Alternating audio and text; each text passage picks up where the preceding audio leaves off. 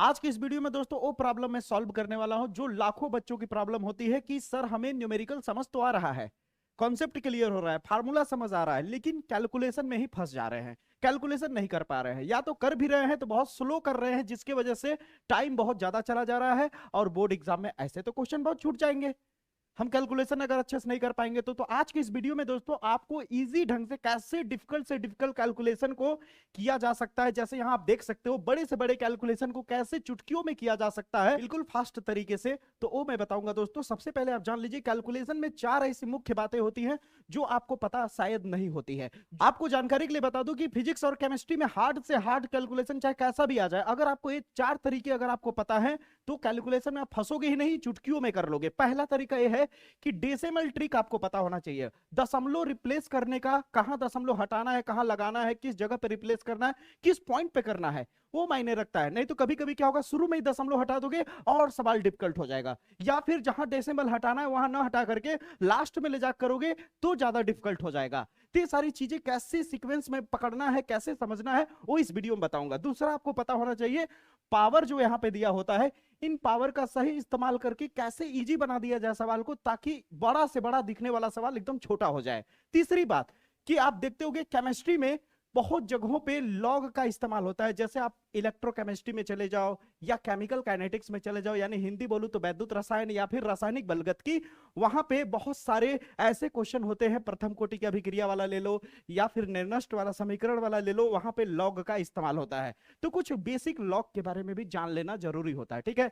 अब सबसे बड़ी सबसे खास बात कि इन सारी चीजों को अगर आप जान भी गए, इन सारी चीजों को अगर आप अच्छे से जान भी गए और अगर आपको सही ट्रिक नहीं पता है कैलकुलेशन का, तो आप फास्ट फिर भी नहीं कर पाओगे। आपने देखा होगा कि बहुत सारे ऐसे स्टूडेंट होते हैं कि कैलकुलेशन तो सही करते हैं, आंसर सही ला पाते हैं, लेकिन क्या होता है कि उनको उस आंसर को लाने में बहुत समय लग जाता है। बिल्कुल सही बोल रहा हूं नहीं? तो दोस्तों इस वीडियो में वही सही तरीका बताने वाला हूं कि कैलकुलेशन को एक्चुअली में किया कैसे जाता है। तो ध्यान से देखिए, मेरी बात समझिए। सबसे पहले जैसे एक छोटा सा कैलकुलेशन मैंने लिया है, यहां देख सकते हो 2.5 गुणे 10 घाते 7 गुणे 1.6 गुणे 10 घाते -19, और नीचे में 2 गुणे 10 घाते -2, टोटल के पावर में 2 दिया हुआ है, ठीक है। अब इस कैलकुलेशन को कैसे इजी तरीके से किया जा सकता है, तो उसकी बात को ध्यान से समझो। कभी भी इस तरह का अगर कैलकुलेशन दे तो कभी भी डेसिमल में जो वैल्यू दिए होते हैं या फिर जो मल्टीप्लाई में जो पावर वाले दिए होते हैं 10 घाते 7, 10 घाते -19, उसके बगल में जो मल्टीप्लाई वाले वैल्यू दिए होते हैं उनको कभी भी पहले सॉल्व नहीं करना चाहिए। पहले उनको आराम से एक जगह पे लिख लो, जैसे 2.5 फिर इंटू 1.6, इतना कर लो। इतना कर लोगे, फिर उसके बाद आपको पावर को सॉल्व करना चाहिए। सबसे पहले पावर को छोटा करना चाहिए। तो यहां पे क्या है, जैसे आप देख सकते हैं यहां पे 10 घाते -7 है, फिर गुणे कितना है, 10 घाते -19 है। अब आप ध्यान दीजिए, यहां भी माइनस है, यहां भी माइनस है, तो माइनस और माइनस क्या होता है दोस्तों, प्लस होता है, जिसकी वजह से जुड़ जाएगा। 19 और 7 क्या हो जाएगा, जुड़ करके आपका सीधे सीधे 26 हो जाएगा। तो 10 घाते -26 हो जाएगा। चिन्ह माइनस का ही लगेगा क्योंकि बड़े वाले नंबर के सामने का चिन्ह लगता है, ठीक है। अब यहां पे आप देखो तो गुणे में कितना हो गया, 10 घाते -26 हो गया। फिर एक लाइन खींचा आपने, उसके बाद क्या करना है, जैसे यहां टोटल पावर आ गया, कभी कभी कैलकुलेशन में इस तरह अगर आ गया तो क्या करोगे, नहीं आया तब तो कोई बात नहीं, आ गया तो क्या करोगे, ये पावर जो है अगर ब्रैकेट के बाहर में पावर यूज हो रहा है, ठीक है, तो ये 2, ये पावर जो है इस 2 पे भी है और ये पावर इस 10 के पावर 2 पे भी है, ठीक है। तो यहाँ पे 2 पे जो ये जो 2 है, इस 2 पे भी पावर है, तो 2 पे पावर 2 का मतलब क्या होता है, 2 दूनी 4 हो जाएगा। 2 के पावर 2 का मतलब कितना हो जाएगा, 4 हो जाएगा। अब यहाँ क्या है, 10 के पावर -2 है, 10 के पावर -2 और इसके ऊपर भी पावर 2 है, तो 2 दूनी 4 हो जाएगा, यानी 10 घाते -4 हो जाएगा। समझ आई मेरी बातें? अब आप कहोगे सर इस तरह से हो गया, अब आगे क्या करें? तो अभी भी मैंने बोला कि संख्या को अभी सॉल्व नहीं किया जाएगा, पहले पावर को सिंपल करना है। फिर तीसरा स्टेप होगा 2.5 इंटू 1.6 डिवाइडेड 4, और ऊपर है 10 घाते -26 है, यही है दोस्तों। अब आपकी जानकारी के लिए मैं बताना चाहूंगा, नीचे में कितना है आपका, नीचे में आपका 4 है। अब इंटू में क्या है आपका, 10 घाते -4। कभी भी इंटू में अगर पावर में दिख रहा है तो उसे हमेशा ऊपर शिफ्ट करना होगा। क्या करना होगा, ऊपर शिफ्ट करना होगा। अगर 10 घाते -4 है तो ऊपर जाकर के 10 घाते +4 हो जाएगा। क्या हो जाएगा, +4। समझ आई मेरी बातें? अगर नीचे में माइनस है, पावर को ऊपर ले जाओगे तो प्लस हो जाएगा, और अगर यही चीज क्या होता कि प्लस होता तो ऊपर जाके क्या हो जाता, माइनस हो जाता। समझ आई मेरी बातें? इतना हो जाने के बाद क्या होगा, फिर से पावर को सॉल्व करोगे, तो पावर को जैसे ही सॉल्व करोगे तो कितना हो जाएगा, 2.5 गुणे 1.6 गुणे 10 घाते अब ये 10 घाते माइनस 26 है और यहाँ प्लस 4 है, तो माइनस प्लस क्या होता है, माइनस आदेश देगा घटाने के लिए, तो 26 में से 4 घटाओगे तो कितना बचेगा, 22 बचेगा, और चिन्ह बड़े वाले तरफ का माइनस के तरफ का चिन्ह लग जाएगा, क्योंकि 26 बड़ा है इसलिए माइनस वाला चिन्ह लग जाएगा। समझ आई मेरी बातें? अब नीचे में क्या बचा, केवल आपका 4 बचा हुआ है। ठीक है, यहाँ तक क्लियर है। अब आप ध्यान से देखो, यहाँ पे दशमलव और यहाँ भी दशमलव है। अब दशमलव को हटाना है, दशमलव को क्या करना है, हटाना है। तो हटाने का तरीका क्या है, ध्यान से समझो, बहुत सिंपल मेथड है, ध्यान से समझने की कोशिश करना। दो तरीका है, या तो पहले अब इसका गुणा कर दो, फिर उसके बाद दशमलव हटाओ, या फिर दशमलव हटाने के बाद गुणा करो। समझ आई मेरी बातें? दशमलव हटाने के बाद गुणा करो। तो कैसे दशमलव हटता है, यहाँ पे मैं आपको बेसिक में समझा रहा हूं। जैसे मान लो यहाँ पे 2.37/5 है मान लो, ठीक है, तो यहाँ पे दशमलव है, ठीक है क्या, तो दशमलव के इधर कितना अंक है, 1 और 1 2 अंक है, 2 अंक है। अगर इस दशमलव को हटाओगे तो जाहिर सी बात कैसा दिखेगा, ये 2 3 7 दिखेगा। अब दशमलव तो हट गया, यहाँ पे दशमलव जो था हट गया, कितने अंक पे था, 1 और 1 2 अंक पे, तो नीचे अपने आप 2 जीरो बढ़ जाएगा। दशमलव हटने पे क्या होता है, जीरो बढ़ जाता है। समझ आई मेरी बातें? आप कहोगी कि अगर नीचे हुआ तो ऊपर बढ़ जाएगा, नीचे हुआ तो ऊपर बढ़ जाएगा। तो यहाँ पे आपके पास क्या है, आप ध्यान दो, यहाँ पे आपके पास क्या है, बड़ा ध्यान से समझने की कोशिश करना। ठीक है दोस्तों, यहाँ पे कितना है, बहुत ही बेसिक सी चीजें बता रहा हूँ, अगर आप अच्छे से अप्लाई कर लोगे तो कैलकुलेशन आपका आसान हो जाएगा। अब यहाँ पे देखो, दशमलव ये 1 अंक पे है, यहाँ वाला भी दशमलव 1 अंक पे है, तो कुल मिला के 2 लोग हैं। ठीक है, तो क्या होगा, नीचे में 1 जीरो बढ़ा इसके लिए और 1 जीरो बढ़ा इसके लिए। अब दोनों जगह से दशमलव हट गया, कितना हो गया 25, और ये हो गया 16 गुणे 10 घाते -22। समझ रहे हो? अब यहाँ पे देखो सीधे सीधे कट गया, 4 एकम 4, 4 चौके 16, क्लियर हुआ। अब 25 चौके 100 हो गया, देखो कितना इजीली हो गया, 25 चौके 100 हो गया, हुआ कि नहीं। अब गुणे 10 घाते -22, और नीचे में कितना है 1, और ये डबल जीरो, 100 से 100 कट गया, कितने बार में, एक बार में, और 10 घाते -22। ये कैलकुलेशन एकदम इजी तरीके से हो गया। अब मैं आपको समझा रहा हूं तो थोड़ा वक्त तो लगेगा, लेकिन इसे जब आप सीख जाओगे तो आप जब करोगे तो कितना स्पीड में करोगे, सोच के देखो। समझ आई मेरी बातें? तो इस तरह से ऐसे कैलकुलेशंस को किया जाता है। तो यहां तक आपको समझ आ गया कि इस वैरायटी का कैलकुलेशन आया तो कैसे करोगे, पक्की बात। तो अब हम आगे बताते हैं आपको कि केमिस्ट्री में जब जाओगे तो लॉग का इस्तेमाल बहुत भारी पैमाने पे होता है। तो लॉग के बारे में कुछ जान लो, लॉग का कुछ ज्ञान ले लो। अब लॉग का क्या ज्ञान है, ध्यान से समझने की कोशिश करना। लॉग का क्या अब लॉग के बारे में क्या आपको जान लेना चाहिए, तो आपको लॉग के बारे में क्या जानना चाहिए, ध्यान से समझो। सबसे पहले तो समझ लो, लॉग जो तुम्हारे केमिस्ट्री में यूज होगा वहां पे बेस 10 का इस्तेमाल किया जाएगा, लॉग बेस 10। अब यहाँ पे याद रखना, कुछ बातें बता रहा हूं, कभी भी लॉग बेस 10 हो और यहां भी तुम्हारा अगर 10 आ गया तो पूरा वैल्यू 1 हो जाता है। क्या हो जाता है, पूरा वैल्यू 1 हो जाता है।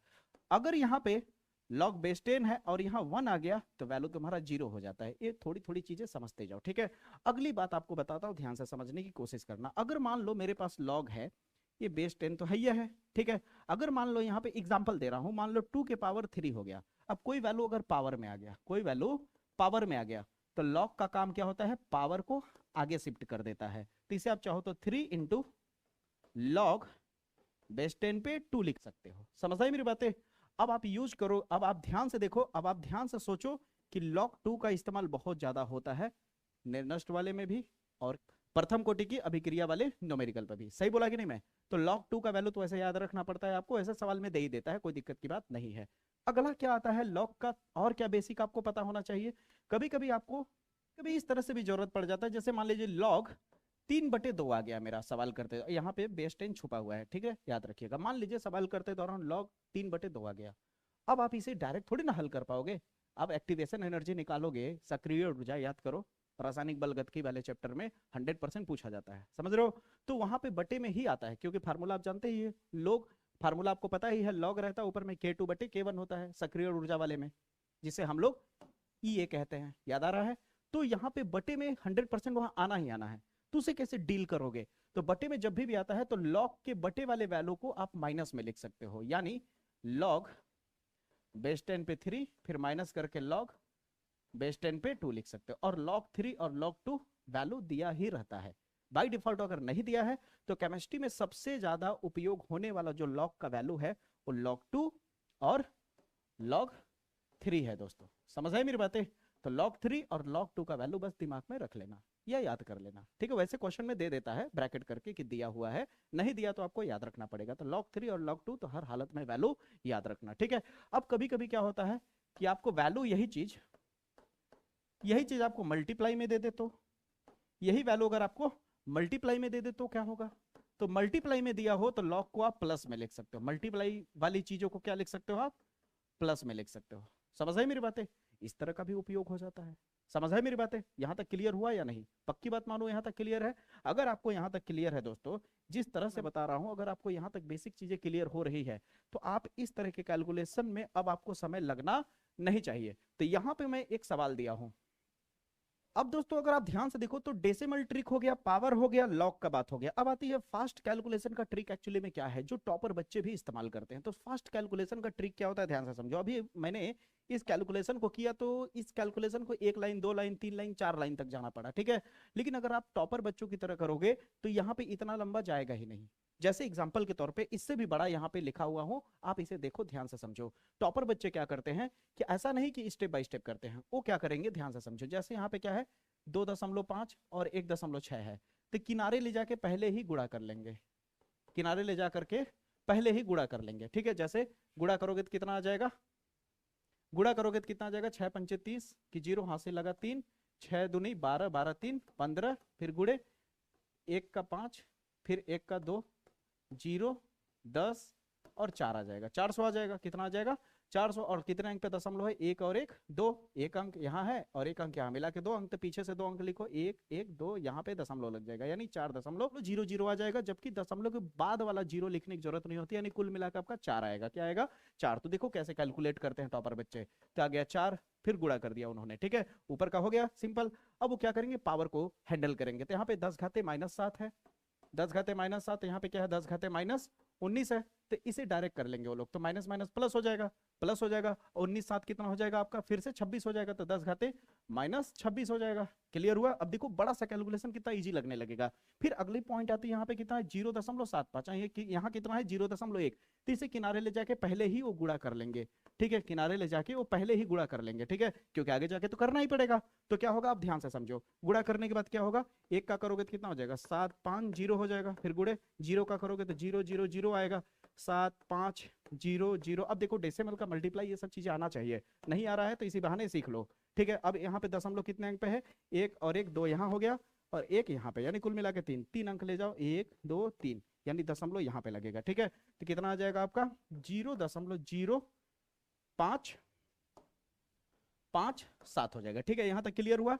अब यहाँ पे 10 घाते -23, यहाँ 10 घाते -2 है, तो कुल मिला कितना हो जाएगा 10 घाते -25 हो जाएगा। क्लियर हुआ कि नहीं। अब आप ध्यान से देखो, यहाँ पे दशमलव नीचे में है, ऊपर में दशमलव नहीं है, तो इस दशमलव को हटाना पड़ेगा। तो दशमलव कितने अंक पे है, 1 2 3 अंक पे है, तो ऊपर में अगर 3 0 बढ़ा दिए तो दशमलव हट गया। अब बचा क्या आपके पास 5 7 केवल बचा, क्योंकि आगे का 0 लिखने की अब जरूरत नहीं है। अब 10 घाते क्या है -26 है, -26 है। अभी 10 घाते -25 ऊपर जाएगा तो क्या हो जाएगा 10 घाते +25 हो जाएगा। इजी लग रहा है कि नहीं। अब यहाँ क्या हो गया 4000 बटे 57, और यहाँ कितना हो जाएगा 10 घाते -1 हो जाएगा। अब 10 घाते -1 है, इसको नीचे ले आओगे तो प्लस हो जाएगा, यानी कुल मिला के कितना हो जाएगा। अब जैसे 10, अब यहाँ पे देख सकते हो 10 घाते -1 है, अब 10 घाते -1 है, 1 0 जैसे ही काटोगे तो ये वाला 10 घाते -1 खत्म हो जाएगा, यानी सीधे सीधे आपके पास 400 बटे 57 आया, यही आंसर आएगा। इसे चाहो तो आप डेसिमल में भी ला सकते हो। तो देखो कितना 1 लाइन 2 लाइन 3 लाइन में एक क्लियर हो गया। समझ आई मेरी बातें। तो इस तरह से अगर कैलकुलेशन करोगे तो बड़ा ही फास्ट हो जाएगा। समझ आई मेरी बातें। तो उम्मीद करता हूं कि इस वीडियो के माध्यम से आपको फिजिक्स और केमिस्ट्री के न्यूमेरिकल वाले कैलकुलेशंस में बहुत ही ज्यादा मदद करेगा, फिजिक्स केमिस्ट्री के न्यूमेरिकल में, ठीक है। तो मुलाकात करूंगा अगले वीडियो में, तब तक के लिए जय हिंद जय भारत।